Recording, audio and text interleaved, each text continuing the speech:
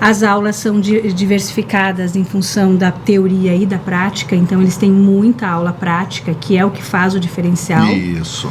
E um outro propósito nosso da escola é de fazer com que os alunos entendam que não é só o conteúdo de sala de aula que é o mais importante. E o professor de cada matéria é que ministra a aula prática? Sim. Aí nós temos, né, as professoras da área de ciências que usam diretamente o laboratório de ciências e biologia.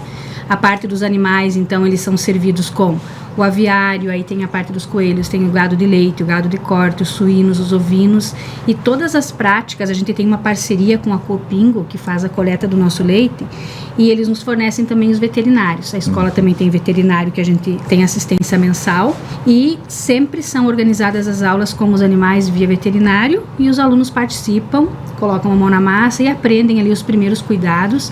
Mas lá no primeiro ano eles já aprendem na biologia a parte do corpo humano, e quando chega na zootecnia a parte do estudo diretamente dos animais. E aí vão aperfeiçoando até chegar no terceiro ano.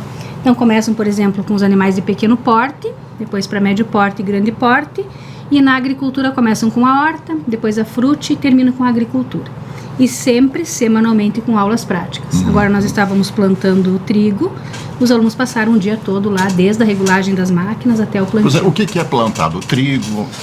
Então, nós tivemos uma parceria nos anos passados com outras direções, em que, na verdade, acabava sendo um arrendo, porque a escola não tem suficientemente a sustentabilidade para custear uma lavoura, e a gente não tem benefícios próprios e nem financiamento legal, isso não existe, né? Então a gente tinha essa parceria.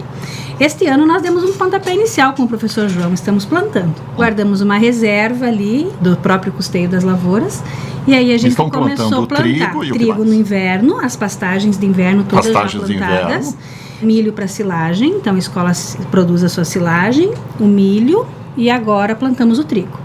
E aí lá na cultura soja de verão vamos plantar o soja. Soja também. Vamos plantar o soja na cultura de verão. Então é um pontapé inicial. Isso. A nossa intenção é no final do nosso mandato plantar toda a área da escola. A questão da produção de leite, chega a quanto? Nós temos em torno de 10, 12 vacas com lactação por dia. Então nós tiramos uma receita bruta em torno de R$10.000. Que, na verdade, as vacas são o nosso alicerce para poder manter os outros setores, porque os suínos que a gente tem as 4 matrizes, os machos e a reprodução ali, mas esses suínos, em épocas de férias, a gente consegue fazer a venda externa. Mas na época de aluno não tem como, então a gente, como a carne está muito cara, então a gente acaba usando para manutenção da alimentação. Então, os suínos, praticamente toda a produção é devolvida na cozinha para alimentação, e até o professor Leonardo, que está trabalhando com a agroindústria, que é um professor novo, já acabou confeccionando alguns embutidos ali com a pesada, para fazer um experimento. Aí nós temos também, então, as aves de postura, que também é novo, que nós estávamos sem na escola, e os ovos também são praticamente todos consumidos pela escola. Então, isso economiza a nossa verba. Os ovos é só para consumo da escola. Interno, até porque a gente não tem registro. Consumo interno. Com a Emater, até conversamos com o Márcio ali, na inspetoria veterinária, e a gente não tem o registro para poder fazer a venda externa, então é só o consumo interno mesmo. Tem que ter um registro para comercialização? Tem que ter toda uma exigência do aviário, né? Ela, desde telinha, tem que ter um registro, para ter o registro, uma série de exigências. Fazer a venda, tem que ter tudo bem certinho. A gente vai procurar organizar isso, porque o nosso objetivo é, na escola, fazer com que os setores funcionem bem certinho, para que o aluno saia de lá e saiba realmente quais são as condições.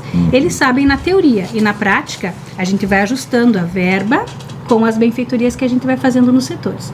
Então hoje o gado de leite é aquele que a gente insemina as vacas melhores para fazer as matrizes para continuarem, né, renovando o plantel, e algumas a gente insemina com gado de corte para poder abater. E as vacas, o leite, elas gerenciam e nos ajudam a manter a ração desses outros animais que mantêm o consumo da alimentação da escola. E daí temos a horta também, tem 3 estufas grandes, né, beterraba, cenoura, abobrinha, pimentão, produzimos bastante tomate no verão, tudo para consumo interno. Às vezes dá alguma excedente, assim, bastante tomate, a gente faz o extrato de tomate, mas tudo a gente aproveita o que dá. Que nem o ano passado teve bastante excedente de fruta. Daí a gente doou pro lado da menina, fizemos doação para São Lave, então a gente faz a doação. É uma escola que tem bastante trabalho. A gente tem que cuidar da aprendizagem, assim, e a cobrança da sociedade, né, porque as empresas grandes do ramo, elas querem um profissional com competência. Verdade. E aí você fazer esse jovem ficar 10 períodos sentado lá e entender que ele tem que largar o celular, largar a rede social e concentrar, porque senão ele não aprender, ele não vai ser um bom técnico. E se ele não aprender ave no primeiro ano, ele não vai aprender mais. Então, esse trabalho que a gente tem feito é a longo prazo, que o mercado seleciona os bons. Verdade. Então, eles têm que amadurecer um pouquinho antes, né? Porque eles estão numa escola que não é só ir lá até o meio-dia e ir para casa. Eles precisam se doar um pouco mais.